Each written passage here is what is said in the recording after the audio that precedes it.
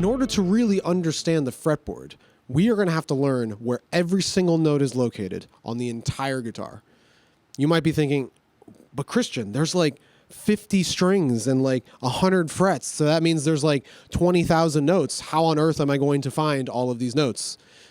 In reality, the guitar is organized in a pretty simple way that allows us to find any note we want with some pretty simple finger patterns. So let's start figuring this out by finding all of the Fs on the guitar.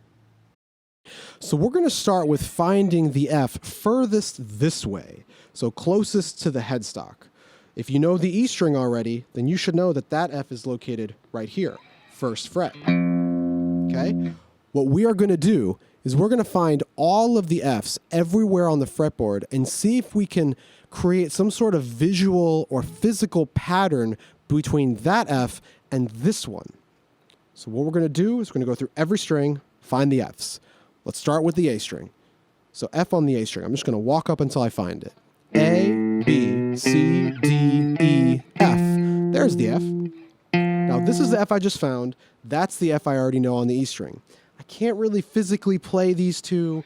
They're pretty far apart, so visually it's kind of hard to see the distance right off the bat. So I'm going to remember that this F is there, but I'm not going to worry about it right now. Let's move on to the D string, see what we get. D, E, F. Well, this F is much closer to the first one. I can see this F while I look at that one. It's like a little rectangle kind of shape. I can also play both of them at the same time. F, F. Okay? What does this mean? This means that if this F is here and I need to play G, for instance, I move up 2 frets. Well, this F on top on the D string also moves up 2 frets, creating the same shape. This means that this shape will always connect the E string and the D strings all the time. If this is a G, so is that. If this is an A, so is that. If this is a C, so is that. E, D, C sharp, A flat, F sharp. This shape we're going to call an octave shape because it always yields what's called an octave. And that is when you play a note and then you play the same note in a higher or lower register. In this case, we are playing a higher register. Awesome. So that means if we know the E string, we by default know the D string, as long as we keep this shape in mind. Let's move on. How about the G string? Let's find an F on the G string. G, A, B, C, D, E, F. So this one's pretty far away from our initial starting point, kind of the same thing as the A string, but we're going to remember it and come back to it later. Let's go to the B string, see what we get. B, C, D, E, F. This F is pretty close. I can almost play the two of them, but here's what I can play. It's a little far away from this E string, but it's definitely playable from that D string F that we just found. So check this out. I've got another octave shape, but in this time, it's the D string to the B string. It's almost the same as this one, except it's a little bit further away. Instead of pointer ring finger, it's pointer pinky. So I call this one the stretchy shape. This would be the normal octave. This would be the stretchy octave. So what does this mean? This means that if I know the E string, I know the D string. And if I know the D string, I know the B string. Okay, so I'm getting 3 notes for the price of 1, essentially, by thinking about these 2 octave shapes. I just have to remember that when I'm on the D string, the octave is not this, like it's down here. It is this, a little different. This is due to the guitar tuning, which we'll talk about in a later video, but just keep that in mind. Now, the last string that we haven't done is the high E string. But guess what? You already know the high E string because you know the low E string. The notes are exactly the same. So if this is F down here, so is this. If this is G, so is this. If this is A, so is this. Very, very easy. So let's recap. If we know the notes on the E string, by applying these octave shapes that we've just learned, we know 4 of the 6 strings just by playing these octave shapes. Okay? So let's move on to the other strings that we haven't really done, and that's the A and G strings. Let's go back to those. So the F on the A string was here, okay? And let's recall where the F on the G string was. I'll walk back up to it. G, A, B, C, D, E, F. Check it out. There's the F I just found. There's the F on the A string. This is the same octave shape as we played down here, which means that this octave shape, play a note, down 2 strings, up 2 frets, is the same on the A and G strings. This means that if you know the A string, you, by default, know the G string at any point. If this is a D, so is that. If this is a C, so is that. If this is a B, so is that. It's going to work exactly the same as these two, okay? And watch this. If I know that this is F and so is this, I also know that this is F up top. How do I know that? Because this note, the 13th fret, is the same as the 1st fret. Because as you should have figured out by the prologue video, or maybe you already knew this, once you get past the double dotted fret, the 12th fret, you are essentially repeating everything you did down here. This half of the fretboard is the same exact as this. It's just a higher octave version. So I would look at this fret and don't think 13, I would actually think 1, because it's the same note as this. What does that mean? Check this out. We know the F here on the A string, we know the F here on the G string, and now we know that this F is here on the high E string. Well, look at what shape that is. It's the stretchy octave. So check this out. Low F, normal octave, stretchy octave. It's the exact same thing on the A string. Normal octave, stretchy octave. Check out this sequence. F, other E string, F, right? Up the octave, up the stretchy octave. A string F, up the octave, up the stretchy octave, down to the low E string, do it all over again. Up the octave, up the stretchy octave. You see what's happening?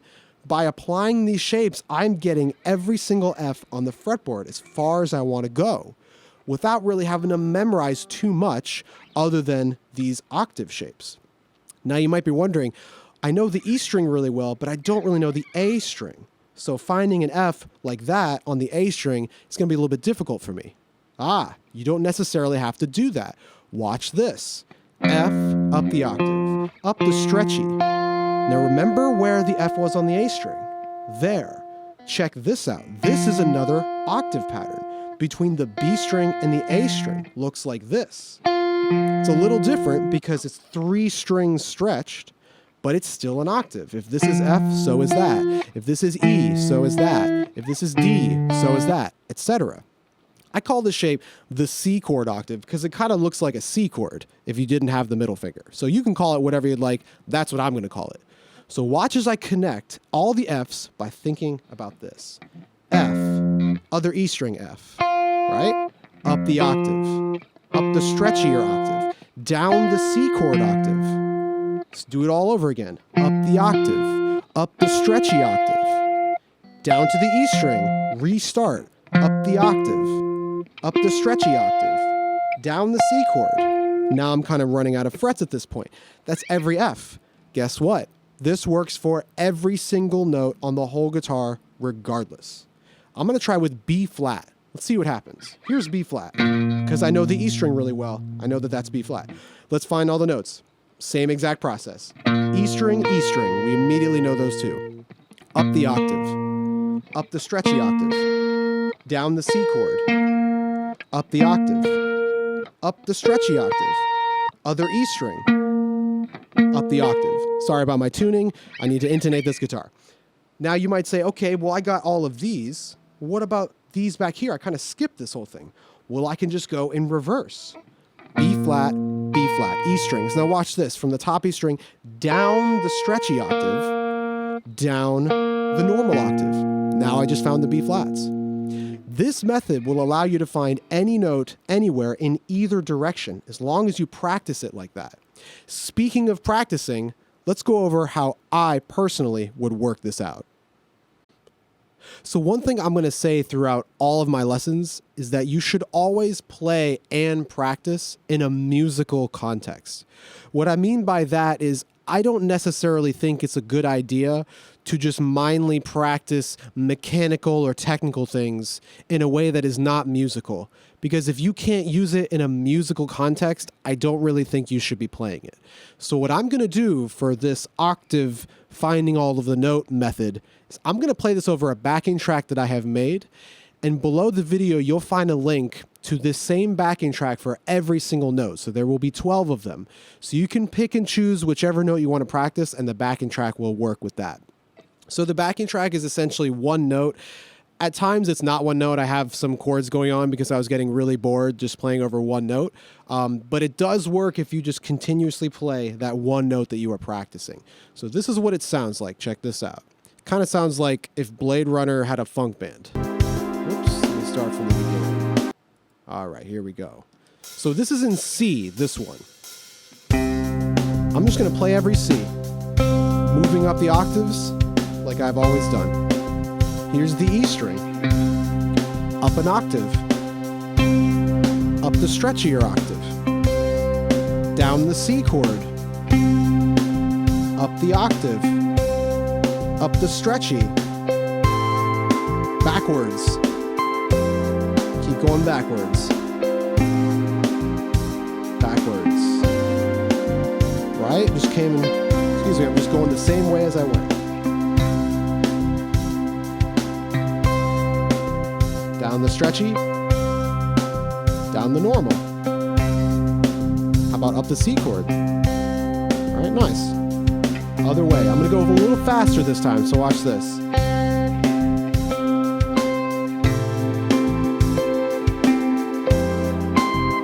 Backwards.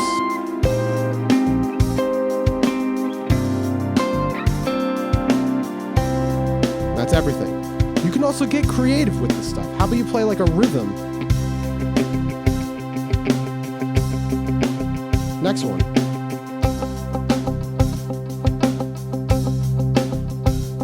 Next one. E string. D string. Octave. Stretchy octave. Down. Do whatever you want. How about you play two of them at the same time? How about this? With some vibrato. Right? About slide into them.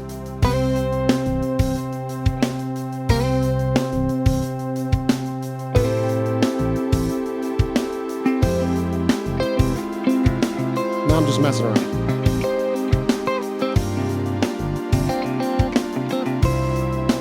Right? So that method, in my opinion, is way more fun than just sitting there mindlessly playing them, even though that is good as well. But since you have access to all these backing tracks that I have so graciously made for you, I would really like you to use them. And once again, I have every single key available. So whatever note you decide to play that day, use that backing track. Before I leave, I do want to say one other very important thing. And that thing is, please do not move on until you have this concept 100% down. I don't necessarily mean you have to be able to play it up and down at light speed, but I do mean there should be no hesitation between finding one note and then the next, and then the next, and then the next. You have to have this stuff down because everything else we talk about in this series is going to rely on your ability to find another note very quickly. If it takes you a couple days to get this down, that's great. If it takes you a week to get this down, that's great.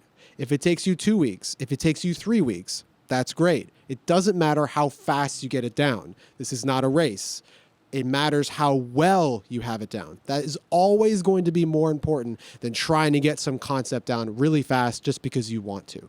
Really ingrain the concept into your eyes, into your hands, into your ears. This is the way to actually progress as a player. Feel free to let me know if you have any questions or comments below, and I'll see you in the next chapter.